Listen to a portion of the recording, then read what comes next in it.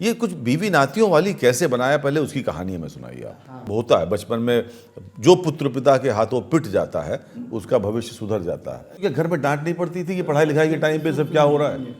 कुछ ऐसे लोग भी होते हैं जो लब का तबस्सुम बनते हैं, हर एक के गम में रोते हैं, हर एक के गम में रोते हैं। नमस्कार, आत्मा की आवाज़ में आपका एक बार फिर बहुत बहुत स्वागत है। दोस्तों, इस समय भारतवर्ष में लगभग 900 से ज़्यादा टेलीविज़न के चैनल्स हैं।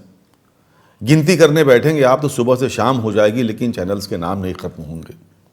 ढेर सारे चैनल हैं, दर्शकों के पास ढेर सारे ऑप्शंस हैं। आप टेलीविज़न देखें पारंपरिक, न देखें OTT देख लें, या वो भी नहीं देखना है तो YouTube पर बहुत ढेर सारे कंटेंट क्रिएटर्स हैं। यानी कि कुल मिलाकर दर्शकों के पास ढेरों ऑप्शन है और ये इंडस्ट्री भारत में बहुत बड़ा रूप ले चुकी है। लेकिन क्या कभी आपने सोचा है कि भारत का पहला टीवी सीरियल कौन सा था? थोड़ा अपने दिमाग पर जोर डालिए, मैं आपको याद दिलाता हूं। दोस्तों, पारंपरिक टेलीविजन का, दूरदर्शन का पहला टीवी जो पहला सोप ऑपरा था उसका नाम था बीवी नातियों वाली। ख़ास तौर पे लखनऊ वालों को तो ये नाम सुनकर उनके चेहरे पर मुस्कुराहट आ गई होगी, आपके जहन में वो किरदार घूम गए होंगे। मैं जेन ज़ी की बात नहीं कर रहा। जेन ज़ी को बीवी नातियों वाली के बारे में नहीं पता होगा, उसे गूगल पर जाकर, यूट्यूब पर जाकर सर्च करना पड़ेगा। लेकिन जो थोड़ा सा पुरानी पीढ़ी के लोग हैं, 80-90 के दशक के लोग हैं, उनको पता होगा बीवी नातियों वाली के बारे में। तो आज आत्मा की आवाज़ में हम जिनसे आपको मिलवाने जा रहे हैं वो हैं सुशील कुमार सिंह जी, जिन्होंने देश के पहले टीवी धारावाहिक, जिसे बीवी नातियों वाली के नाम से जानते हैं, उसको निर्देशित किया था। सुशील सिंह जी, आपका बहुत स्वागत है आत्मा की आवाज़ में। जी, आपका धन्यवाद। हम आपको ले चलेंगे पुराने दिनों में और हम आपसे सब कुछ जानने वाले हैं। कैसे बना बीवी नातियों वाली, कौन थे मिर्ज़ा, और दूसरी एक फीमेल कैरेक्टर जी।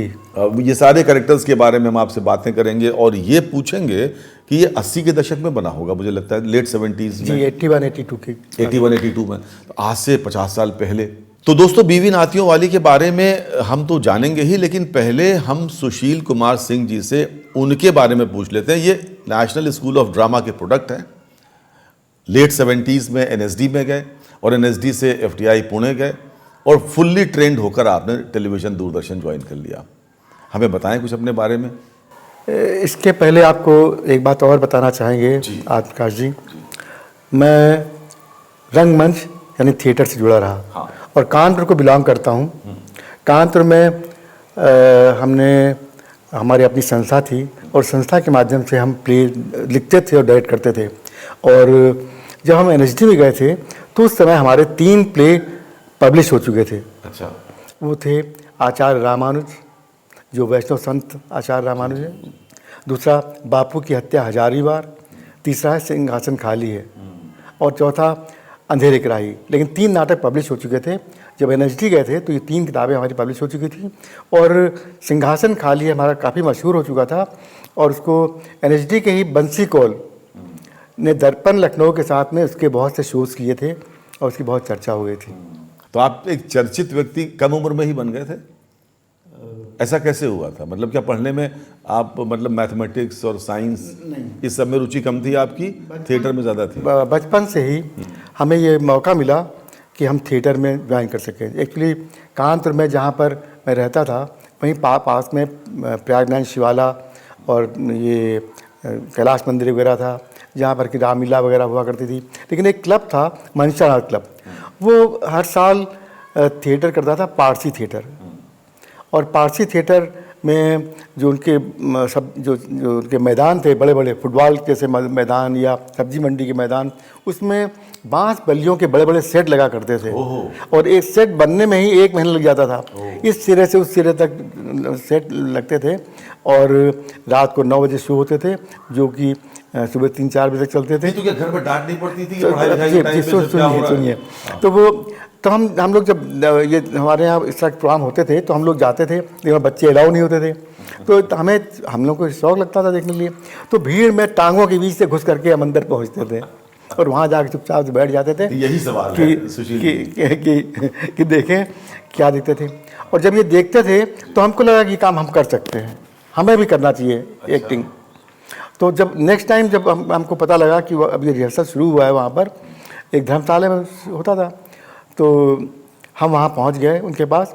और जो डायरेक्टर थे शंकर दत्त मिश्रा, जो कानपुर में वंशराज क्लब के सेक्रेटरी भी थे, डायरेक्टर भी थे, और खुद बड़े अच्छे कॉमेडियन भी थे। अच्छा। पारसी थिएटर के।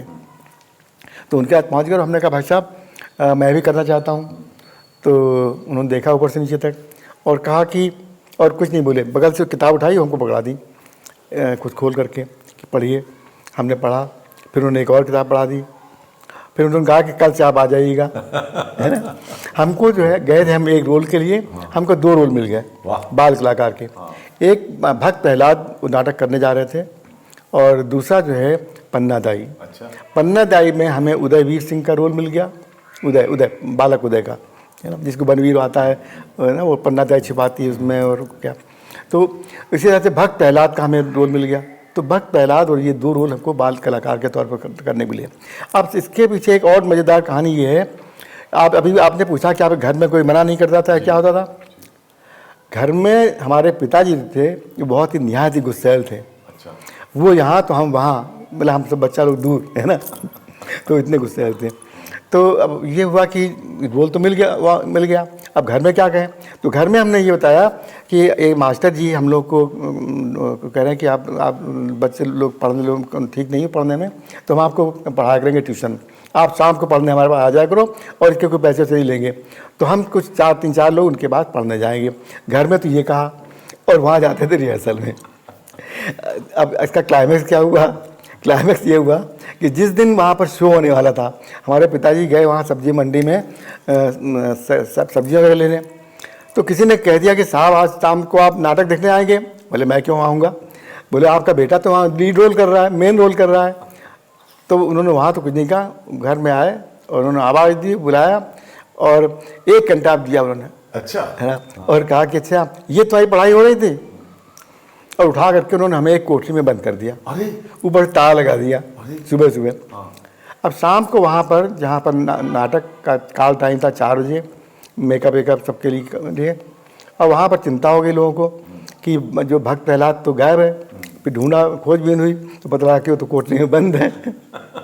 फिर वहाँ से जो उसके जो डायरेक्टर थे और जो भी बड़े जो बुजुर्ग लोग थे, हाँ, जो तो वो सब घर आए, उन्होंने पिताजी को समझाया। खैर पिताजी उनसे तो कुछ नहीं बोले, ऊपर आए, उन्होंने दरवाज़ा खोला और कुंडी खोली और बाहर निकाला और कहा जाओ करो जा करके। हमने कहा हम नहीं जाएंगे। तो एक बार बढ़ा और कहा जाओ, दोबारा जो किया तो तांगे तोड़ दूंगा। फिलहाल रोते गाते गए।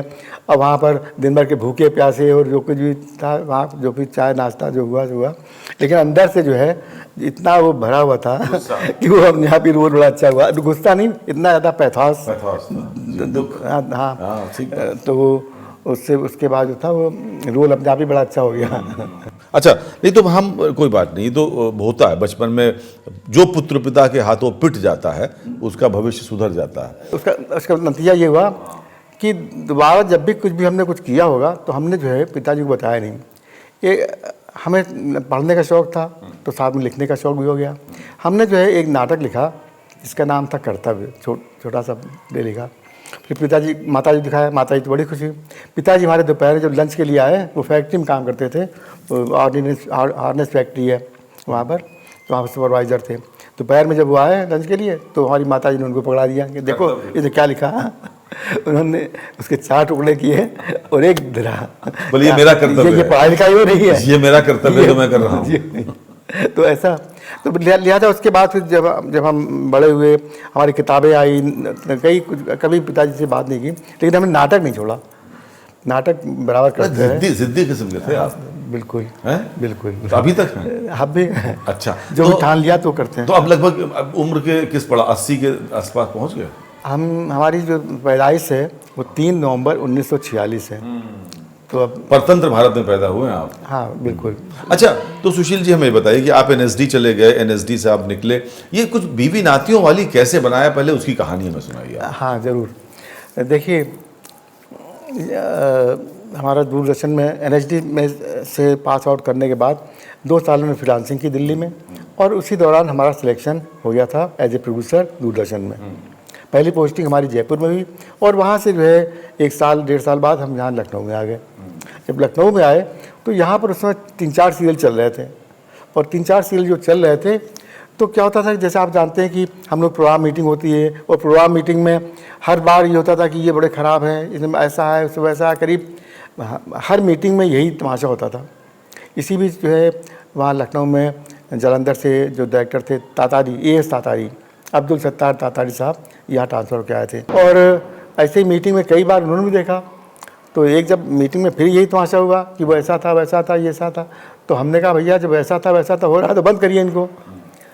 तो कुछ लोग तो नाराज़ हुए, लेकिन उन्होंने कहा कि हाँ यस यू आर राइट, और हमें उसी दिन वो बंद हो गए सब। तो कई सीरियल, ये पहला सीरियल नहीं था? देखिए वो सीरियल जो था एक तरह से वो जो हो रहे थे वो रेडियो रूपक की तरह से थे। अच्छा। स्टूडियो बेस्ड थे और बहुत ही वर्बल थे, उनमें कोई जो टेलीविज़न का जो ग्रामर है वो उसमें नहीं था, उसमें विजुअल्स नहीं थे, और ना ही वो, तो एक आर्टिफिशियल माहौल में एक बंदूजी चल रहा था, कोई नौटंकी चल रही थी, कुछ और चल रहा था, तो वो सब बड़े आर्टिफिशियल उसमें होते थे। उसमें जो है वो सोप अपेरा या वो एक रियलिस्टिक अप्रोच नहीं थी। तो ऐसे में जो है जब ये सब बंद हो गए तो वो ये हुआ कि भाई कुछ प्लान किया जाए। तो फिर तो उनको कौन से राइटर से लिखवाया जाए, क्या किया जाए। हालांकि हम भी लिख सकते थे, लेकिन हमने कहा कि जो है ये राइटर को बुलाया जाए जो सबसे अच्छे हैं। तो के.बी. सक्सेना याद है, उनको बुलाया गया। के.बी. सक्सेना साहब 1-2 पन्ने का आइडिया लेकर आए, बल्कि 1 पन्ने का आइडिया लेकर आए। तो वो आइडिया अच्छा था कुल मिला करके, लेकिन आइडिया अच्छा था। और उसमें ये था कि एक बीबी है और एक मिर्ज़ा है। बीबी जो है मोहल्ले की बड़ी बूढ़ी है जो कि अकेले ही रहती हैं, और उन्हें जो है अपने अड़ोस पड़ोस में बाल बच्चों से सबसे बड़ा प्यार है। और किसी भी कोई भी समस्या हो, किसी का एडमिशन नहीं हो रहा हो, किसी का छत टपक रही हो, या किसी का कुछ भी हो रहा हो, तो वो उसमें मदद करने पहुंच जाती थी। अच्छा। झगड़ा हो जाए, फसाद हो जाए कुछ। और मिर्ज़ा साहब जो थे उनका सीधे कोई रिलेशन नहीं था उनसे, लेकिन जब बीबी इस तरह से किसी पढ़ती थी तो मिर्ज़ा साहब हमेशा ही कहते थे कि अरे दूसरे के फट्टे में आप टांग क्यों अड़ा रही हैं, है ना, अपने काम से काम रखिए। लेकिन वो मानती नहीं थी। तो मिर्ज़ा साहब उनकी नोक झोंक होती रहती थी। शुरू की नोक झोंक के बाद फिर वो राजी हो जाते थे, वो भी कोऑपरेट करने लगते थे। तो इस तरह से वो एक थी प्रमोद बाला जो बीबी का कैरेक्टर करती थी, और एक थे विश्वनाथ मिश्रा जो खुद बहुत अच्छे एक्टर थे और डांस के डायरेक्टर भी थे। अच्छा। डांसर भी थे बड़े अच्छे। और उनके फेस की एक ख़ास बात थी, तोते जैसी पतली नाक और चेहरे पर झुर्रियाँ और दुबले पतले बिल्कुल। तो बिल्कुल एक जो गेटअप आता था वो बहुत ही इंटरेस्टिंग होता था, बिल्कुल लगता था जैसे ये इन्हीं के लिए रोल बना हुआ है। इस तरह से बीबी थी। प्रमोद बाला एक अच्छी अभिनेत्री थी और स्टेज की बहुत ही अच्छी एक्ट्रेस उस समय की हुआ करती थी। और हम लोगों ने जो है ना, देखिए उसकी लोकेशन जो है वहाँ पर अपने दूरदर्शन के पास मीराबाई मार्ग के पास ही नरही है। तो वहाँ पर एक वो दिखा इमारत हाउस दिखा, और ये तय किया ये इनका बीवी का घर है, इसका आउटर होगा।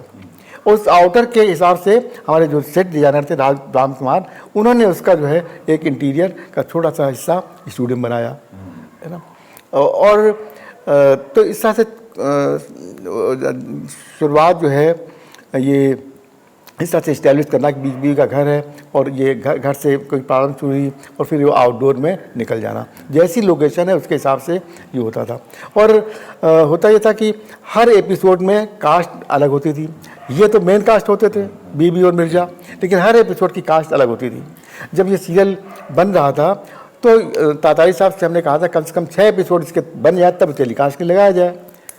लेकिन हुआ ये कि पहला एपिसोड होने के बाद ही जो इसको शेड्यूल कर दिया गया। तो अब हर हफ्ते जो है वो 2 पन्ने की 1.5 पन्ने की स्क्रिप्ट लाते थे, उसका हम स्क्रीन प्ले लिखते थे, डायलॉग लिखते थे पूरा, और फिर उसके बाद जो जाहिर है कि जो उनका पैटर्न था सक्सेना साहब का, उसी पैटर्न के आधार पर ही वो डायलॉग उसी लखनवी भाषा में, उसी जो चालू भाषा है गली मोहल्ले की, चौक और इसकी यहाँ की गलियों की भाषा जो होती है, उस तरह से उसका इस्तेमाल करना, और साथ में जो लखनऊ की जो ये खूबसूरती है, या लखनऊ का जो ये जो शहरी और गलियों का और इस तरह का जो टेक्सचर है और जो तमाम जो माहौल है, उस माहौल को उसमें करना। तो इस तरह से स्टूडियो प्लस आउटडोर सबको मिला कर करते थे। अच्छा, एक बात और मज़ेदार बात यह है कि आजकल तो आपके देखिए इलेक्ट्रॉनिक कैमरे हैं और डिजिटल कैमरे और ये सब कुछ तरह तरह की टेक्निक आ गई है, लेकिन उस समय वीडियो मोटे टेप होते थे 2 इंच के, और साथ में आउटडोर के लिए 16 mm का कैमरा होता था फिल्म का। 16 mm फिल्म का कैमरा में 400 फीट के रोल मिलते थे, और शूटिंग होने के बाद अच्छा उसमें कितना एक मतलब उसमें से 400 फीट में 100% नहीं मिलता था, 70% मुश्किल से, क्योंकि बाकी 30% ओवर हो गया, अंडर हो गया, ये हो गया, वो हो गया, चौपट हो गया है। तो उसी में तो पहले तो जो फिल्म का रोल था उसकी हमारा जहाँ आज बड़ा स्टूडियो बना है, उसी में आपकी एक प्रोसेसिंग लैब हुआ करती थी, प्रोसेसिंग लैब होती थी, एडिटिंग रूम था, मिक्सिंग का सब चक्कर था। तो वो वहाँ पर उनका प्रोसेसिंग होती थी, फिर नेगेटिव बनते थे, फिर वो कटते थे, फिर क्या करते थे, और फिर वो जो उसका फिल्म एडिटिंग का रूम था, वहाँ पर साउंड अलग होती थी, वो फिल्म ये पिक्चर अलग होती थी। साउंड जो थी, ये फिल्म कैमरा जो है अपने 16 mm पर शूट करते थे, और ये जो ये नागरा कैमरे होते थे, वो नागरा रिकॉर्डर होते थे, वहाँ पर 1/4 इंच का टेप होता था, मैग्नेटिक टेप, और इसको भी बाद में परफेक्टेड टेप में ट्रांसफ़र किया जाता था। तो दोनों जो है मिला करके फिर बनते थे, और इसीलिए क्लैप होती थी, क्लैप बॉय, क्योंकि क्लैप के साथ में सिंक होती थी आवाज़।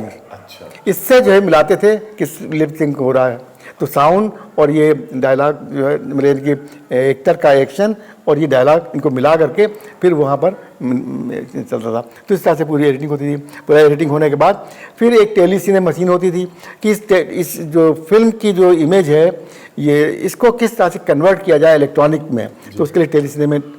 अच्छा, अब ये आजकल तो बहुत ही आसान सब कुछ हो गया है, ऑनलाइन और ये सब कुछ है ना। उस समय जब स्टूडियो में हम बैठते थे, तो स्टूडियो में एक एपिसोड तैयार करने के लिए हमारे साथ पूरा पैराफर्नेलिया होता था। यानी कि हम तो पैनल बैठे हुए हैं, वहाँ कैप्शन वाले अपने कैप्शन पर तैयार हैं, इधर जो है बसंत जी उसका म्यूज़िक कर रहे थे, और वो म्यूज़िक में अपना टेप वेप लेकर के 1/4 इंच वाले उस बैकग्राउंड म्यूजिक गाना वाना सब होता था, तो वो लेके बैठते थे।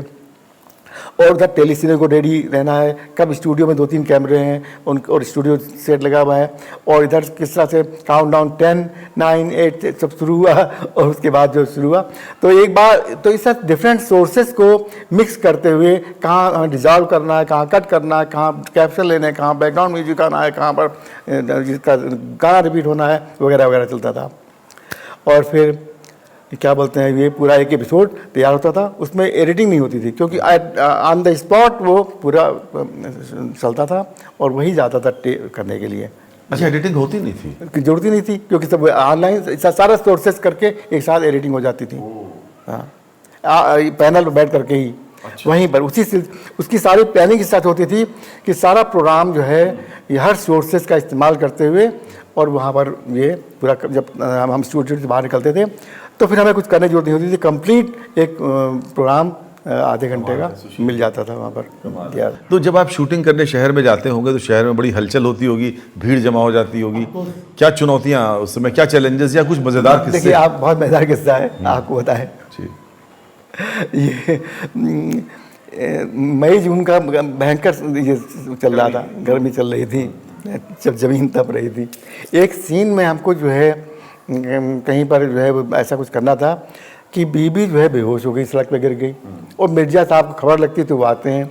अच्छा, नरही की जो मेन रोड है ना, जो मीराबाई जहाँ से जवाहर भवन से मुड़ते हैं मीराबाई मोड़ के लिए, उसी पर वो हमने रखा था।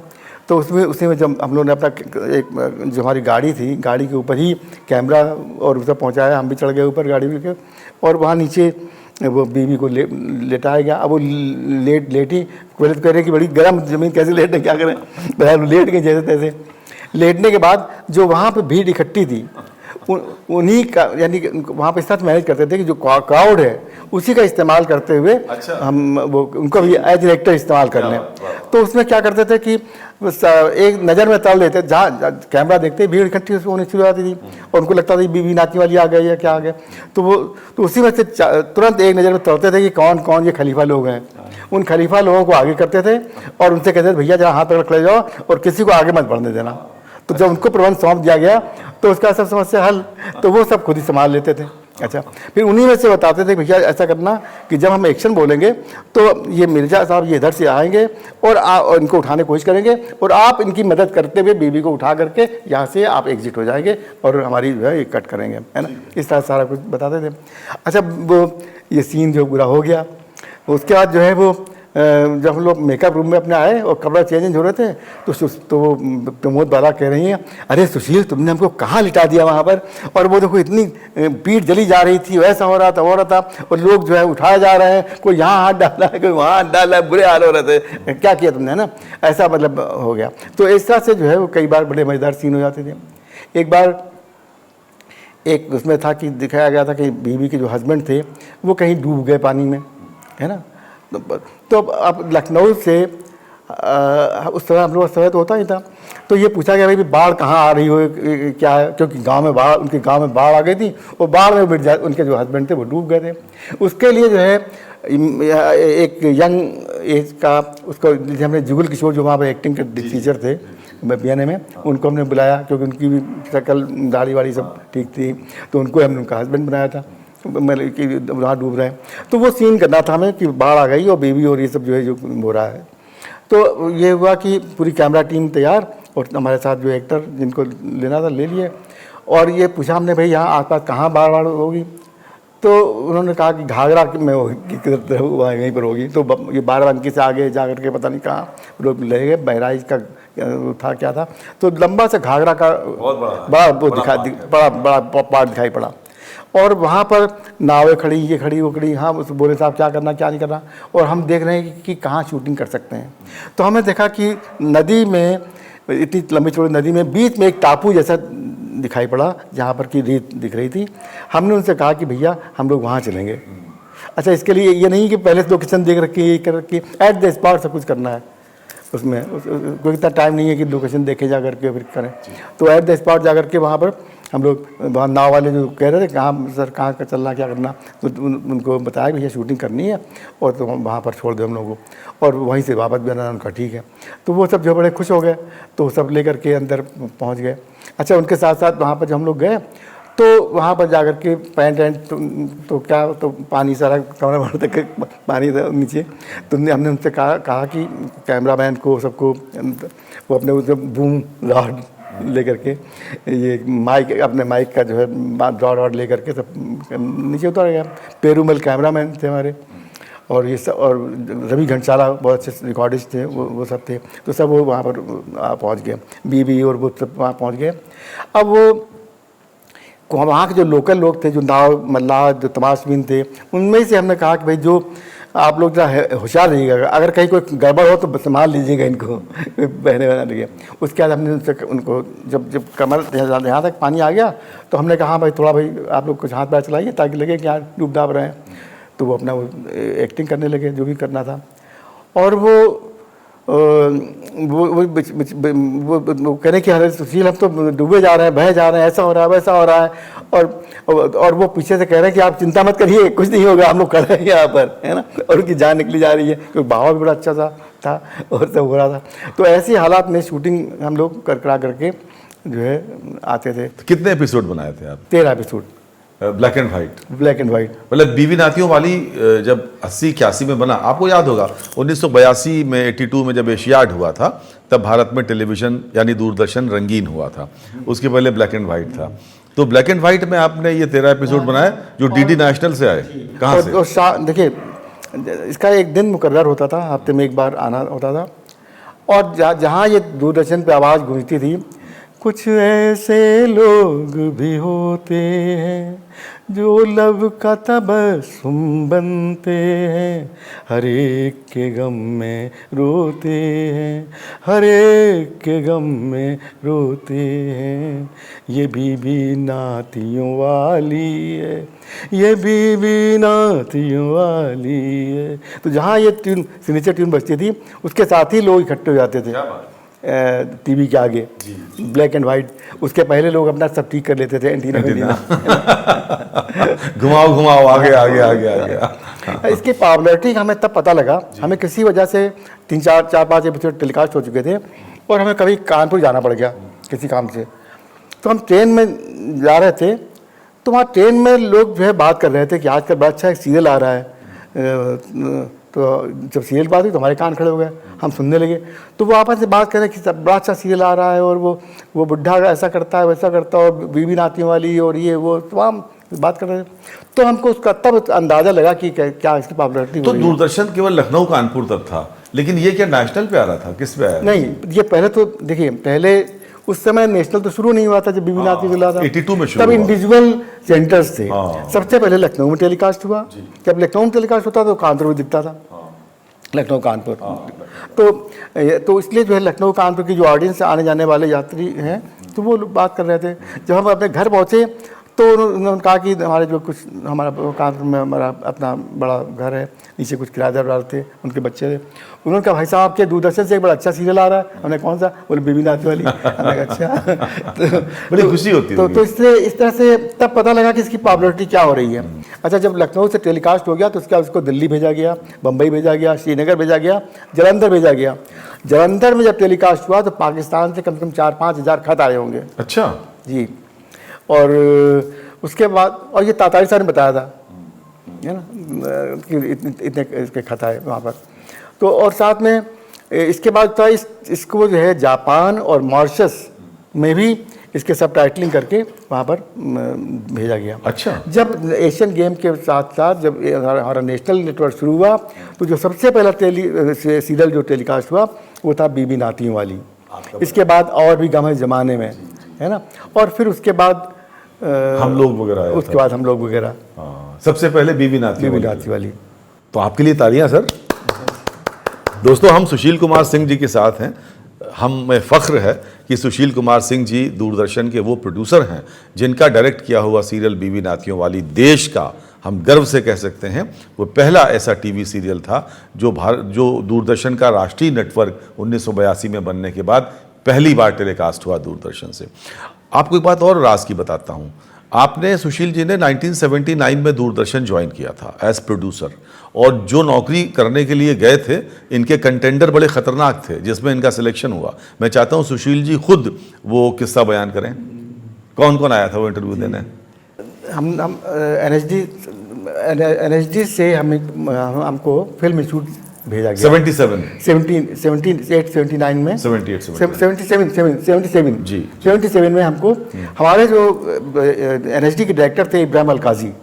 इब्राहिम अलकाजी बड़ा नाम है, जो एक तरह से भारतीय रंगमंच के पुरोधा या भारतीय रंगमंच के महागुरु, बिल्कुल सही, जिनके अंदर में ओम पुरी, अमरीश पुरी और जितने भी बड़े नाम हैं वो सब जो उनके शिष्य रहे, नसीर ओम पुरी या ओम शिवपुरी, तो ये सारे लोग उनके, अमरीश पुरी, ये सारे जो उनके शिष्य रहे हैं।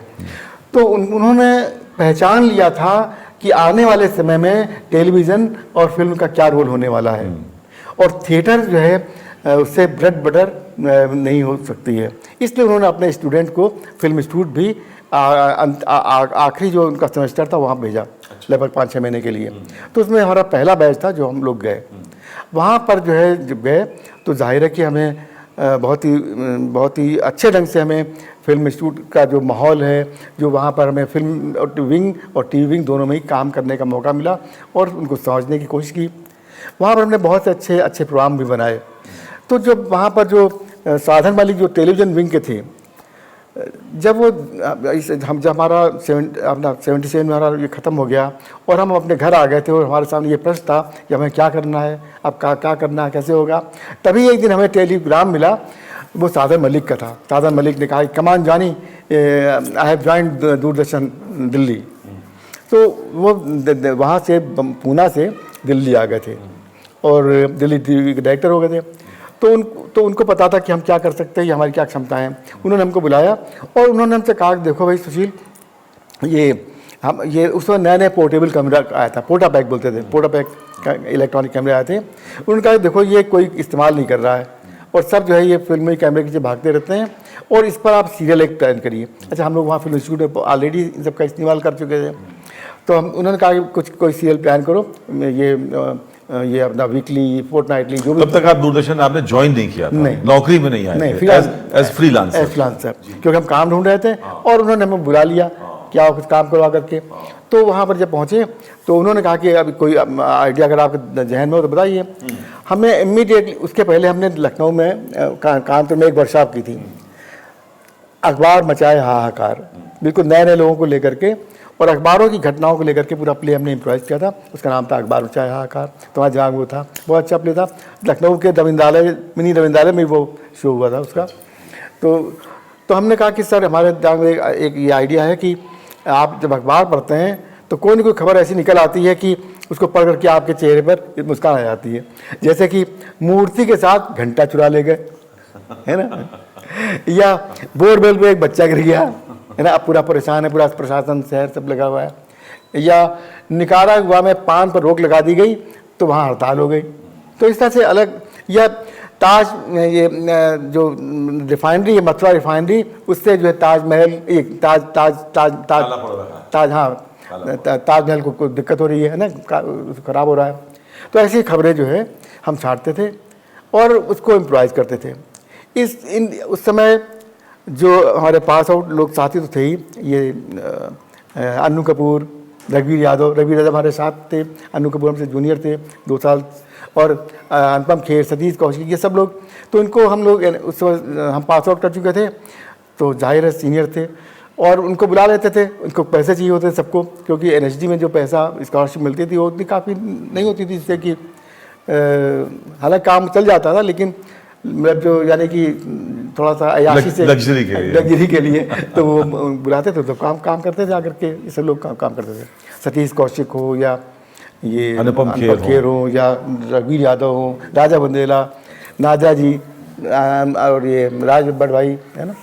तो ये सभी लोग हमारे साथ जो काम करते थे। और उसमें जो NSD के जो लोग थे उनका एक तो होता था अप्रूव रेट, जो वहाँ से उनके जो होता नहीं, दूरदर्शन के जो अप्रूव अलग होता था, और NSD वालों की अलग से एक चीज़ तय की गई थी, तो वो उनको मिलती थी। हमें लिखने का और डायरेक्ट करने का पैसा मिलता था और इनको तो कुछ एक मिलता था। अच्छा, अब हम लोग को अकाउंट थे नहीं, तो वहाँ कनाट बेस पर एक गेंडा मल करके एक बड़ा सा स्टोर था, तो वहाँ पर जाते थे, वो उसमें से 5% कमीशन काट लेता था, 5% 10%, और वो हम लोग कैश दे देता था, पीछे लिखवा लेता था, पे टू गेंडामल कंपनी, है ना, और वो हमको कैश दे देता था। तो हम लोग सभी वहाँ पहुँच जाते थे चेक लेकर, चाहे राज बब्बर हो चाहे नाजा बब्बर हो, हम लोग सब वहाँ पहुँचते थे और लेकर पहुँच जाते थे। तो इस तरह से चलता रहता था। मतलब राज बब्बर से लेके नादिरा बब्बर तक और सतीश कौशिक से लेकर के ये राजा बुंदेला तक इन सब ने गेंडामल एंड कंपनी पे चेक कैश कराए हैं। अच्छा, 5% या 10% कमीशन देकर के, है ना। तो ये चलता था। तो उस समय हमने जो है कई सीरियल किए। ये एक तो ये खबरें बोलती किया, दूसरा जो है शेख चिल्ली किया हमने, तीसरा ये फोक टेल्स ऑफ इंडिया किया, यानी भारत की लोक कथाएं।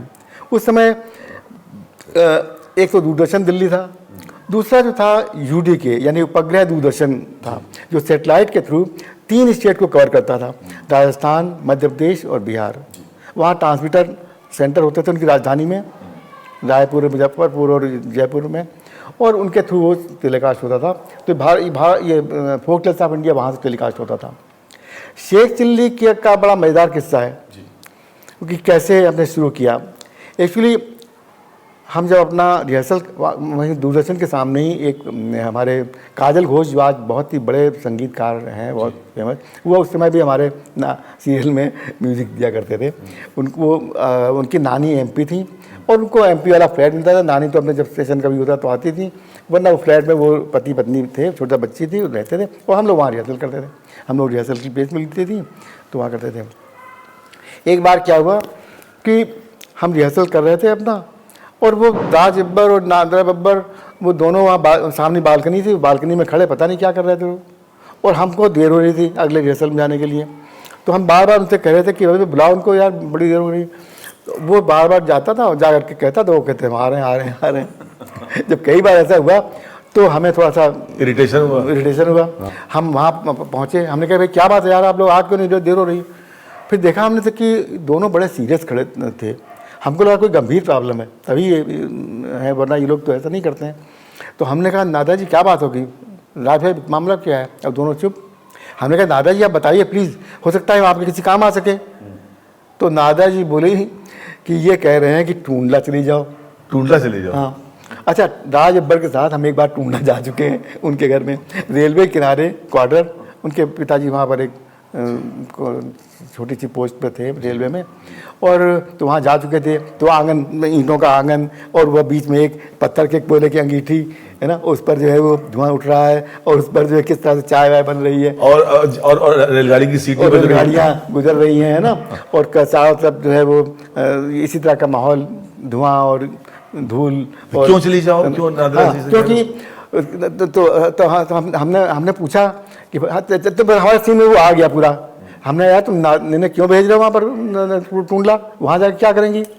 तो उसने कहा कि जब हम देखो भाई बम्बई में वहाँ टिकना पड़ेगा, और हम जो है अपना वहाँ स्ट्रगल कर रहे हैं। और उस समय एक फिल्म बनी थी, एक फूल का पतझड़ या कुछ करके नाम तक था, समीर मोहतर ने बनाई थी दूरदर्शन में। तो वो उसके डिब्बे जो थे वो बगल दबाए बम्बई जाते थे लेकर के, है ना, उसमें हीरो थे वो। तो वो कह रहे थे कि आने जाने में जो है वो शादी हो चुकी थी? हाँ, शादी हो चुकी, शादी हो चुकी थी। उनकी एक बेबी थी, छोटी सी जूही थी, छोटी सी, उसमें 3-4 साल की रही होगी। और उनको एक फ्लैट भी मिला था मुनीरका में। तो वो जो है वो हमने उनसे पूछा भाई तुम वहाँ क्यों भेज रहे हो टूंडला। बोले जब हम यहाँ नहीं, हमको बम्बई में टिक कर रखना है और हम बार बार आ जाना नहीं कर सकते। तो जब हम वहाँ चले जाएंगे तो उसका इनका क्या होगा, क्या करेंगे। तो हमको समझ में आया कि मामला क्या है। हमने कहा कि अगर जो है मतलब इनका ये व्यवस्था हो जाए कि ये यहाँ पर इनको कोई दिक्कत ना हो, इनका काम चलता रहे, इनके मतलब आर्थिक व्यवस्था अगर हो जाए तो कोई दिक्कत आपको। बोले कोई दिक्कत नहीं। तो हमने कहा देखिए, हमने कहा दादाजी आप ये बताइए कि 1 महीना यहाँ पर में आपका मिनिमम खर्च क्या होगा, दिल्ली में रहने का मिनिमम खर्च यहाँ पर क्या होगा ये बताइए। उन्होंने कहा कम से कम 1,000 रुपये तो होने चाहिए, है ना, उस ज़माने में 80 में 78 के आसपास था। तो वो उनका 1,000 तो होनी चाहिए। तो हमने कहा देखिए हम ये सीरियल जो कर रहे हैं इसमें से हम 500 रुपये आपको देंगे पर एपिसोड। वाह। चाहे आपसे हम काम कराएं या एक्टिंग कराएं या कॉस्ट्यूम कराएं या जो मर्जी में आपसे काम कराएं, लेकिन 500 रुपये उसका देंगे एक एपिसोड, और 4 एपिसोड पर एपिसोड का, है ना। महीने के 4 एपिसोड नहीं, वो जो था महीने में एक एपिसोड, वो एक बनता था, है ना। तो हमने कहा इसका 500 रुपये हम देंगे आपको, और बाकी 500 की प्लानिंग करते हैं। तो अभी चलिए रिहर्सल में। रिहर्सल में आ गए।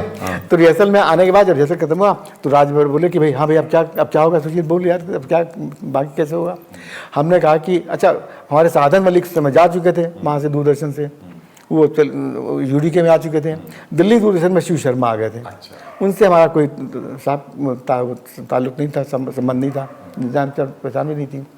तो हमने कहा कि आप उनसे राजभर पूछा कि आप शिव शर्मा जी जानते हैं। उनका हाँ। तो हमने कहा आप उनसे ये फ़ोन रखा था उस समय घुमाने रखा। तो हमने कहा आप टाइम लीजिए मिलने का। बोले क्या कहूँगा, मुझे क्या मिलेंगे। हमने कुछ नहीं, बस टाइम लो यार, बाकी हम लोग देखेंगे। फिर उन्होंने टाइम लिया और उनको मिल गया टाइम कि कल 11 बजे आ जाइए। अब उसने कहा क्या करेंगे। हमने कहा सब हम संभालेंगे, आप सिर्फ चलो 11 बजे हम लोग मिलते हैं। दूरदर्शन में अपना वहाँ पर हम लोग पहुँचे, टावर के नीचे इकट्ठे हुए, फिर दूरदर्शन लिफ्ट से ऊपर पहुँचे और ठीक 11 बजे हम लोग शिव शर्मा जी के कमरे में बैठे थे। एक नज़र में हमने देखा शर्मा जी की टेबल पर एस्टी रखी थी, जो कुछ टुर्रे ही पड़े थे। उस समय हम सिगरेट पिया करते थे। राज अब्बर पीता नहीं था, लेकिन कभी कभी पी लेते थे। तो हमने जब तक वो हेलो राज अब्बर कैसे क्या हो रहा था, हमने सिगरेट निकाली, शर्मा जी की तरफ बढ़ाई। उन्होंने देखा हमको और ले ली एक सिगरेट। हमने एक सिगरेट अपने लगाई, रात भर उड़ाई, उसने भी लगाई, हमने सबका लाइटर जलाया और कुछ इधर उधर बात होती रही। जब जैसे ही उन्होंने कहा शर्मा जी ने कि हाँ भाई राज और बोलो, हमने कहा सर, हमने तुरंत सूत्र संभाला। अच्छा, इनको पता नहीं था क्या होगा क्या नहीं होगा, अंदर से इनको दुख लग रही थी। तो हमने कहा सर इस समय हम लोग पास एक बहुत अच्छी टीम है, हमारे पास राइटर भी है, डायरेक्टर भी है, एक्टर भी है, म्यूजिक डायरेक्टर भी है, सब कुछ टीम है और हम आपके लिए बहुत अच्छा सीरियल प्लान कर सकते हैं, बच्चों के बड़ों के सब कुछ कर सकते हैं। अगर आप हमें 2 मिनट समय दें तो हम आपको कुछ आइडिया सुनाते हैं। उनका हाँ हाँ सुनाओ। हमने उन्हें 2-3 आइडिया सुनाए, उसमें से उनको शेख चिल्ली पसंद आ गया। एक हमने शेख चिल्ली सुनाया, एक हमने भूतनाथ सुनाया, जो होता नहीं वो चंद्रकांता संतत वाला भूतनाथ, तो उसका हमने कुछ सुनाया, ये सुनाया, कुछ और सुनाया। शेख चिल्ली पसंद आ गया और उन्होंने कहा कि आप ऐसा करिए 3 एपिसोड लेकर के ले आइए, हमको दीजिए।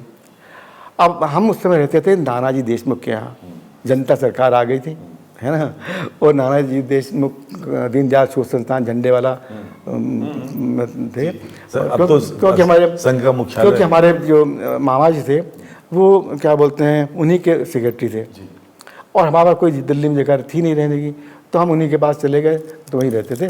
तो हम दोनों एक ही साथ रहते थे। सामने इधर गैर जा रहा था, इधर हमारे मामा जी का कमरा था, सामने नाना जी का कमरा था।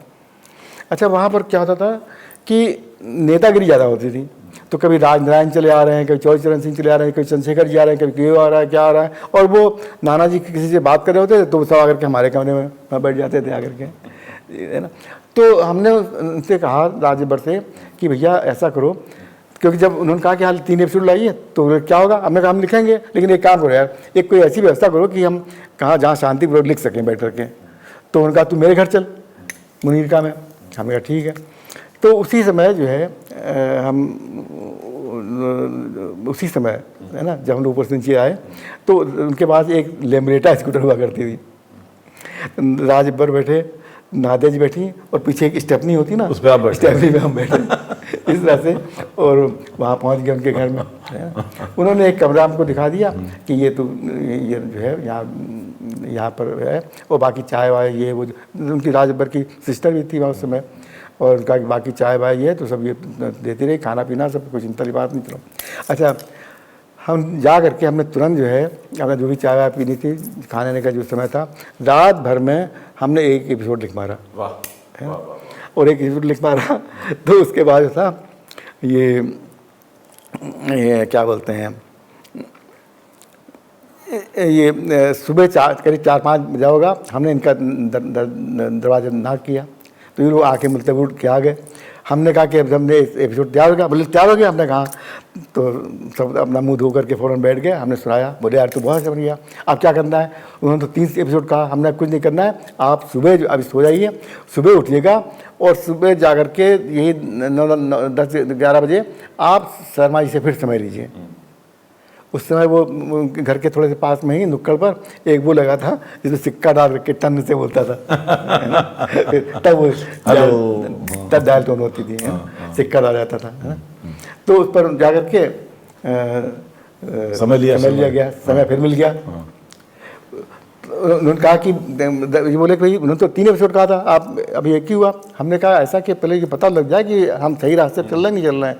ये तो हम लोग फिर पहुंच गए वहाँ पर शर्मा जी के यहाँ, उनको जा करके स्क्रिप्ट दिखाई। उन्होंने कहा कि एक दिन छोड़ कर बुलाया, आ जाना। हम लोग फिर पहुँच गए वहाँ पर। जब वहाँ पहुँचे तो शर्मा जी ने कहा कि this is very good, you go and start, है ना। कहाँ 3 एपिसोड मांग रहे थे, कहाँ पहले एपिसोड का स्टार्ट। और उन्होंने राजन सबरवाल एक प्रोड्यूसर थे, एक रीता सेट्टी करके प्रोड्यूसर थी, तो वो उनको उन्होंने प्रोड्यूसर, बच्चों के प्रोड्यूसर थे, तो उनको कहा कि जाइए। अच्छा, उसमें नादा जी बोली फीस, नादा जी की चिंता फीस लगी थी। नादा जी साहब ने कहा था कि देखिए इसमें जो लिखने की फ़ीस होगी वो हमारी होगी, जो डायरेक्शन की होगी वो आपकी होगी, आप डायरेक्ट करेंगे इसको। तो वो डायरेक्शन दे दिया। तो वो डायरेक्शन के लिए उनको 2000 रुपये फीस तय हुई उस समय एक एपिसोड की, और हमारी जो फीस लिखने की होती है तो थी। अच्छा, तो इस तरह से कहाँ वो 500 की 1000 रुपये की बात हो रही थी, यहाँ 2000 हो गए और 500 हमारे हो गए, 2500 रुपये। तो इसके पहले कि हम इस पॉडकास्ट को ख़त्म करें, हम आपसे जल्दी से जानना चाहेंगे कि ये नौकरी जो आपने की, तो इसके लिए हम लौट के वहीं आते हैं, कौन कौन गया था इंटरव्यू देने के लिए? देखिए, जब ये प्रोड्यूसर की पोस्ट निकली थी कभी, किसी अखबार पढ़ी होगी 79 की बात है। हाँ, मतलब 2 साल फ्रीलांसिंग की आपने। ये पोस्ट निकली होगी 70 जब फिल्म शूट पूना में हम लोग गए थे, उस दौरान कभी निकली थी, उस समय हमने भर दिया था, अप्लाई किया था। कई लोगों ने भर दिया था। और साथ में और भी लोगों ने भरा था, जो जिसमें से राजभर ने भी भरा होगा, नादरा ने भी भरा होगा, हमारे अनुपम खेर ने भी भरा होगा, और भी बहुत से लोगों ने भरा होगा। सब इंटरव्यू देने आए थे? सभी इंटरव्यू देने पहुंचे थे, और सब इंटरव्यू देने पहुंचे थे। तो हम तो ऑलरेडी काम कर रहे थे, सीरियल बना रहे थे, और कई लोगों को हम असिस्ट भी कर रहे थे, कई लोगों के लिए हम लिख भी रहे थे, टेलीफिल्म लिख रहे थे। तो हमने उनसे सबसे कहा कि भैया आप लोग बेकार आए हो, सिलेक्शन तो हमारी होना है। लेकिन और हुआ भी यही। अच्छा, उनका सिलेक्शन नहीं हुआ तो वो फायदे में रहे। फायदे और हमारा सिलेक्शन हुआ तो हम फंस गए दूरदर्शन में। नहीं, और ये उम्मीद थी कि हम अपना ट्रांसफर बम्बई में करा लेंगे, लेकिन बम्बई में ट्रांसफर कभी नहीं हुआ। बाकी दुनिया भर में होता रहा, लेकिन बम्बई नहीं हुआ। नहीं, लेकिन आपने बड़े काम किए, और दूरदर्शन के लेजेंडरी प्रोड्यूसर्स में से आपने वो काम किए हैं जो इतिहास में दर्ज हैं। कई बार ऐसा होता है कि हमारे काम हो सकता है कि पैसे के मापदंड पर ना उतना ज़्यादा हमें संतुष्टि दे पाएं, लेकिन कीर्ति तो देते हैं, यश तो देते हैं, तो वो आपको मिली। मित्रों, आत्मा की आवाज़ में आज बहुत दिलचस्प बात हमने की सुशील कुमार सिंह जी से, जो दूरदर्शन का राष्ट्रीय नेटवर्क बनने के बाद जो पहला सीरियल प्रसारित हुआ बीवी नातियों वाली, उसके डायरेक्टर रहे। सुशील जी, आपने अपने दिल की बातें, अपनी आत्मा की बातें हमसे साझा की। हम आपको बहुत धन्यवाद देते हैं, और हम आप सबको बहुत धन्यवाद देते हैं जो आप आत्मा की आवाज़ को देखते हैं। तो हमारा आज का ये एपिसोड यहीं ख़त्म होता है। आपको बहुत बहुत धन्यवाद। सुशील जी, आपको बहुत बहुत धन्यवाद। नमस्कार।